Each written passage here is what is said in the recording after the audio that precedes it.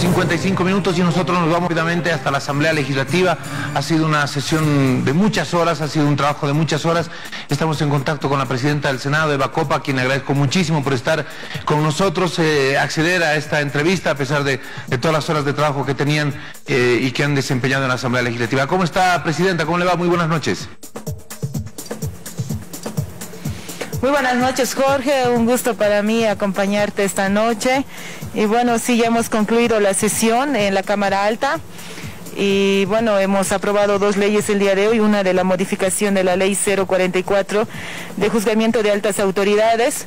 Esta va a ayudar a que este proyecto de ley establece a que las altas autoridades sometidas a esta ley, entre magistrados, consejeros, fiscal y otras que sean juzgadas por la Asamblea, no puedan ser suspendidas en el ejercicio de sus funciones y que ésta tenga la oportunidad de hacer impugnaciones en torno a que, al debido proceso, ¿no? Bueno, ¿cómo está el tema de las leyes que se han aprobado, que ya se han promulgado? ¿Se resolvió finalmente el tema de la Gaceta, de la publicación en la Gaceta? ¿Cómo está ese tema que quedaba pendiente hasta hace algunos días? Bueno, Jorge, lamentablemente el gobierno de transición no entiende la necesidad del pueblo boliviano en torno a la necesidad de tener las leyes promulgadas en el tema de la atención de las clínicas privadas a pacientes que tengan COVID y estas puedan ser referidas a estas y tener una atención digna. El tema de la ley de la plasma, el plasma de las personas recuperadas por COVID ha dado la oportunidad de salvar muchas vidas de personas que han tenido este virus, pero algunas no tienen los recursos económicos para poder hacerse los laboratorios y poder ser donantes. Y lo que decía esta ley era que el Estado pueda cubrir el gasto de los laboratorios para que haya mayores donantes y podamos incentivar esta obra de solidaridad que tienen hacia los hermanos que tienen este virus. El tema del bono contra el hambre, un bono que está siendo muy esperado por toda la población boliviana, que tendría el financiamiento del del BIF y del Banco Mundial de 704 millones. Este ya debería de ser ejecutado, ya debería de ser reglamentado en los 3 días, como dice la ley, pero lamentablemente este gobierno indolente pone el artículo número 10 en el reglamento que dice que tenemos que especificar, que diga que es para ese crédito. Y ellos en ninguna parte ni del informe del Ministerio de Planificación, ni en de la Economía, ponían especificaciones respecto a este. Lo único que hacían era poner recursos para para temas sociales, y el bono contra el hambre es un tema social. Entonces eso quiere decir que ellos esperan que nosotros hagamos la aprobación de estos créditos y usarlo en otra cosa y no para el bono contra el hambre. Nosotros no vamos a permitir que el gobierno vuelva a jugar con el sentimiento de la gente y con el dolor de la gente que en estos momentos están pasando una situación muy difícil en el tema económico. Es por eso que el día de hoy se ha aprobado la ley, se está modificando la ley número 1104 de la creación de... en esta ley, en los artículos transitorios, mencionan que en 10 días, que si el gobierno no publica la ley en la Gaceta, lo vamos a tener que hacer nosotros en las páginas web, y esa tendrá la misma validez que en la Gaceta que está en estos momentos, está a cargo del Ministerio de la Presidencia. Eso no dice en ninguna parte de la Constitución. La Constitución solo dice en su artículo 164 que toda ley que esté promulgada debe ser inmediatamente publicada en la Gaceta, y eso es lo que ellos no están haciendo. Ahora, presidenta, estuvimos hace algunos días atrás acá con el ministro de Planificación, precisamente a propósito del bono de los 1000 bolivianos.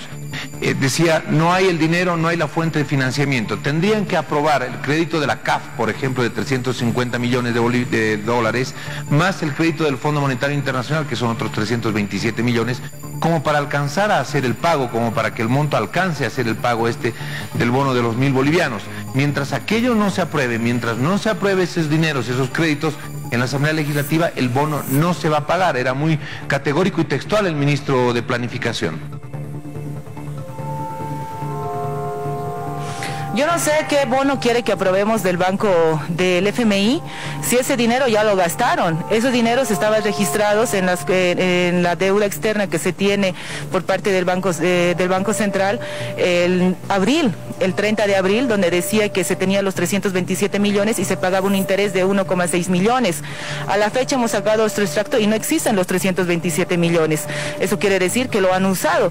Y en una de las entrevistas que hizo el ex candidato a senador por Santa Cruz, el señor Monasterios, dijo que ellos habían usado esos recursos para poder tener algunos gastos que se necesitaban, pero no especificaban cuáles eran. Yo no entiendo qué crédito quieren que se apruebe.